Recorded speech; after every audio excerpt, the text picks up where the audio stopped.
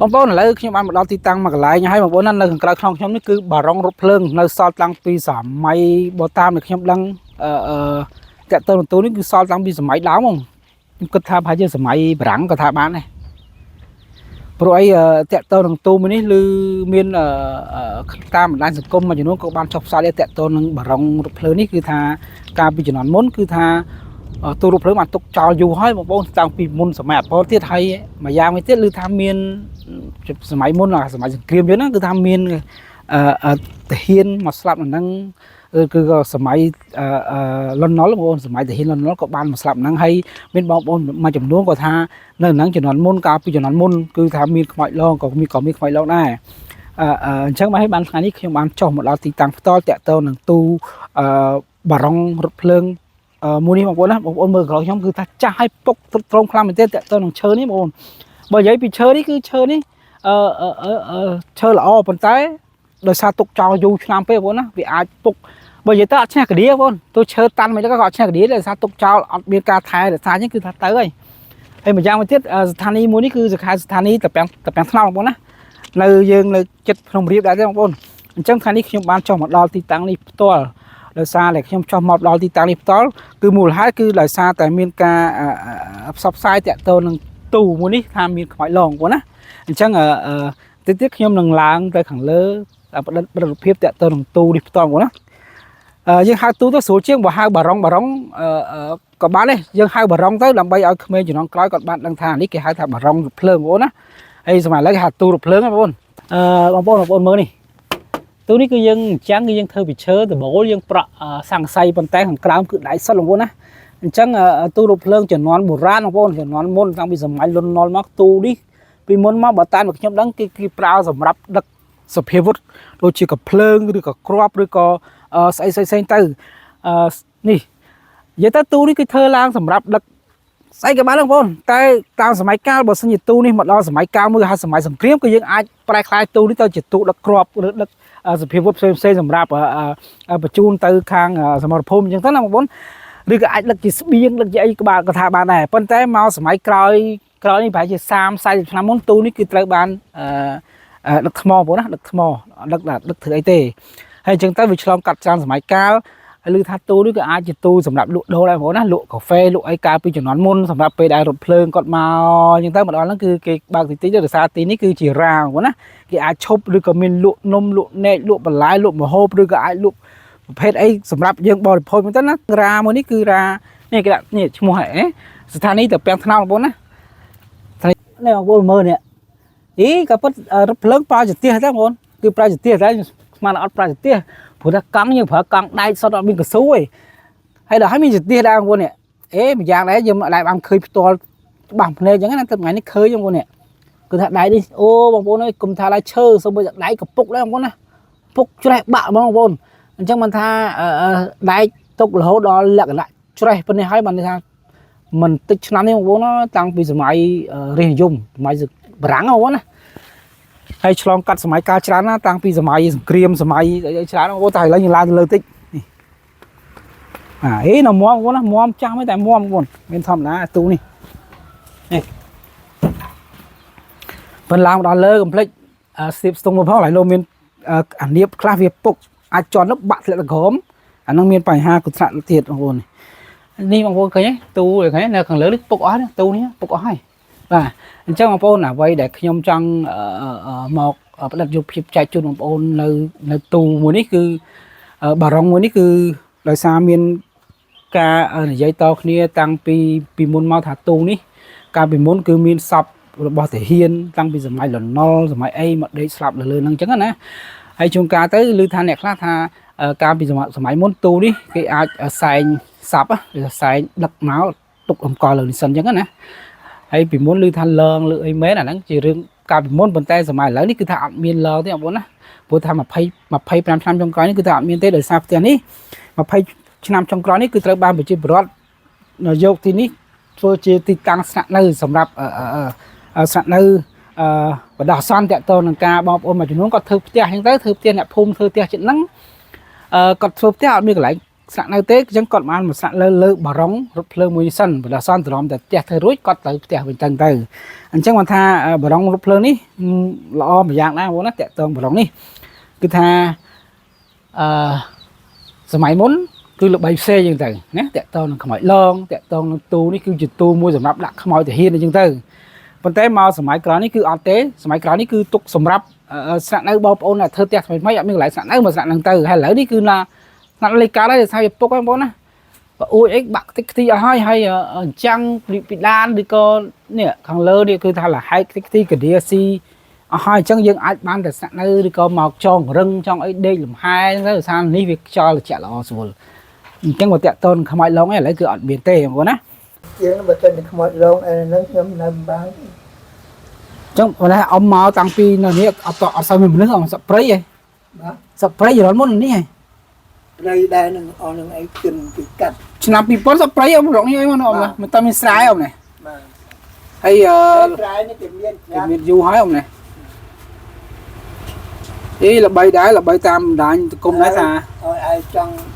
ដឹងថានៅមិនជួបពេលមកហ្នឹងសួរក្នុងភូមិហ្នឹងណានេះគូពីថ្ងៃជុំពីខ្ញុំបាទតែខ្ញុំថាចឹងនៅនេះអត់មានដែលលឺល្បីថាមកលងមកអីទេតែគាត់ថារឿងដាក់អូនថាដាក់ហ៊ានងាប់ហ៊ានអីអាហ្នឹងពីមុនវាមានជំនឿអីយ៉ាងណាអូបាទត្រូវបាញ់គ្នាបាញ់អីគេដាក់នឹងអីខ្ញុំដឹងខ្ញុំវាដឹងដែរបាទអ៊ំបាទព្រោះទូនេះតាំងពីសម័យសង្គ្រាមទូនេះអ៊ំបាទអញ្ចឹងគេនិយាយពីមុនមកហើយគេអាចមានព័ត៌មានអីច្បាស់លាស់ទាក់ទងនឹងទាហានលន់នល់អីស្លាប់លឿនហ្នឹងលើអីអាចមានអត់ទេអត់ទេតែបើគាត់ថាខ្ញុំមិនដឹងដែរជំនាន់ហ្នឹងបាញ់គ្នាបើអាចងាប់ទៅផ្សាយបន្ទុកមិនសិនអ៊ំតែគាត់នៅសំខាន់រងថាឲ្យវារឿងថាមករងមកខ្ញុំវាអត់មានទេបាទអូទូនេះអានេះសង្ស័យក្រោយអ៊ំហ៎អានេះក៏ដបូលវាចង់ស្រាច់បូលវាពុកអស់ហើយទូនេះយូរឆ្នាំក៏ឌីស៊ីតិចអស់ហើយពីមុនមកអ៊ំមកសម្រាប់នឹងដែរអ៊ំខ្ញុំមកពីខ្ញុំនៅកំពង់ឆ្នាំងហ្នឹងបាទនៅខាងកំពង់ឆ្នាំងតែខ្ញុំធ្វើការខាងទៀបភ្លើងអូអ៊ំធ្វើការខាងទៀបភ្លើងដែរអ៊ំហ៎បាទដល់នេះខ្ញុំគិតខ្លះមកខ្ញុំមកនៅហ្នឹងខ្ញុំអត់មានផ្ទះនៅខ្ញុំដេកលើហ្នឹងអូចាំឲ្យថាចំនួនអ៊ំបើកទៀបភ្លើងលោកគេផ្លាស់ឲ្យមកកាន់នៅតំបន់ហ្នឹងវិញមកសបត់មានផ្ទះនៅអ៊ំណាអញ្ចឹងមកសម្រាប់នៅលើបារងហ្នឹងហ្មងទៅទូការជំនាន់អ៊ំមកទូមិនមែនបាក់បែកទ្រុទ្រាអញ្ចឹងទេអត់អីទេអត់មានទំពុកបាក់បែកអស់ហ្នឹងទេរយៈក្រោយមកប្រហែល10 20ឆ្នាំអ៊ំណាឆ្នាំជាងបាទអ៊ំនៅនេះ20ឆ្នាំជាងអញ្ចឹងមកនៅនេះទូនៅនេះតាំងពីជំនាន់អ៊ំតមិននៅផងបាទអញ្ចឹងគេនិយាយវាជាអាចជាការពិតដែរថាមានខ្មោចសម័យសង្គ្រាមថ្ងៃអីនៅមកស្លាប់អីលើហ្នឹងវាជាអាចមានគេមែនទេអត់ទេបើគាត់សម័យឥឡូវមនុស្សនៅជុំវិញទៅវាជាអាចសាបទៅមុនអ៊ំមិនតមកបើអាចឡងក៏ថាបានអ៊ំណាអត់ទៀងដែរដូចអត់មានលឺល្បីអីខាងអត់មានល្បីផងហ៎រងឯណាណៃផងបាទបើចឹងគេមានខ្ញុំនៅហ្នឹងមានអ្នកខ្ចាត់ប្រាប់ថានៅទូនឹងមានខ្មោចឡងមកអីចឹងអ៊ំណាបាទអារឿងខ្មោចឡងរឿងអីវាគង់តែល្បីទេវាគង់តែដឹងទេតែវាអត់ចឹងដូចអ៊ំមានភាសាចឹងភាច្រើនឲ្យថាហ្នឹងល្បីលងខ្លាំងបើសិនជាអ៊ំមិននៅបើជាមានប្រាប់ថាហ្នឹងលងខ្លាំងអីឆ្ងាញ់អ៊ំណាខ្ញុំមិននៅហ្នឹងក៏វាអាចមានខ្លាំងដែរតែមិនអត់ទេបាទអូខ្ញុំមិននៅទេដល់20ឆ្នាំផ្លាយអ៊ំណា25ឆ្នាំអ៊ំតាម2000អីអ៊ំឆ្នាំ2000ទៅ25ឆ្នាំ25ឆ្នាំ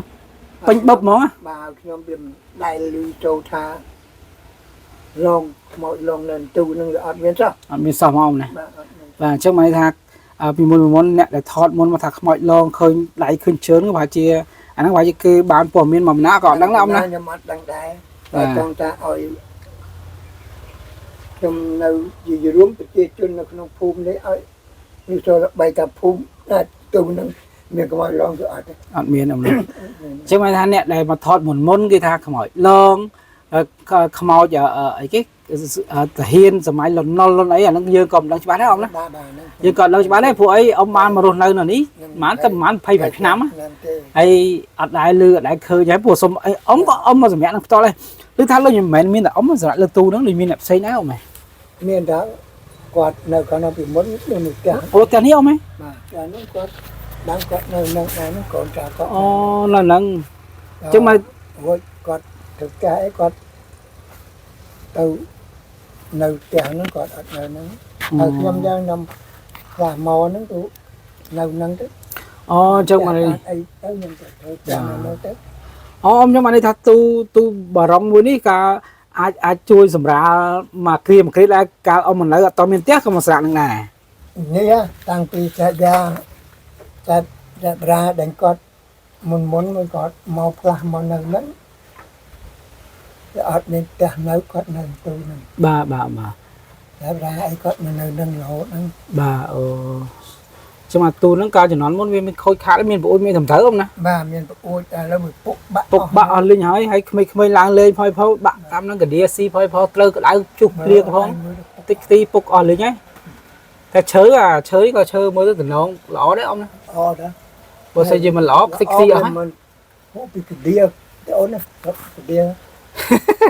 cái đĩa tầm rồi mấy cái đĩa ông nè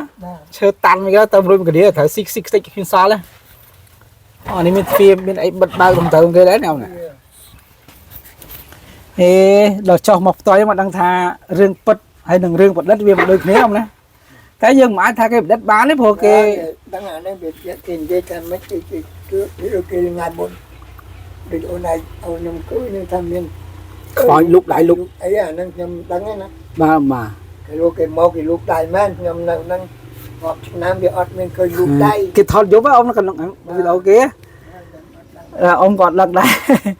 ông bố là dương mà đó tu nó ấy bên đây còn là ông còn đẹp đồ rồi nâng tăng pi năm pi pon hậu đã lỡ mình mà pay bèn năm ấy lục pu tham đại mi khơi ai phong hay cái lại nó co chưa cái lại lục pu sầm ra hai thay lang cao pi muốn cao pi tu tăng khôi tăng ấy những pu mà sầm ra lên những tới là hai cái lại cái mà nó ông nè bà năng ai hay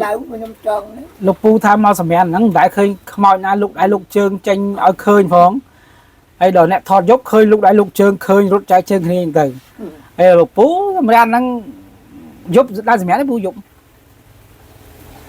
mà dạ khơi đi cái bình muốn sầm mèn bà hay đây lục pu con sầm mèn thằng tu lụa số cho ngoa vậy con nhom nơi tại thì nhom từ nam mồ này ai nhưng tới bà ai kia nơi ai lư tha ông giấy con như nào hay không nói nhá cái cái hin men nông bồng này ấy là ngày bữa trưa nha chị miền miền mà tam ta ôm mình ná ta nhóm nè ta lưu cho không bao nhưng mình nấu thế khai đã và ai ông rồi nó phải vẹn phía nam ấy còn là tu đi tục cho tăng bị non là non muốn rồi nó đá mà ta bị chân buồn mong tới ta chân buồn máu không nè ta tuนี่việc tu tăng tu cung mà đã và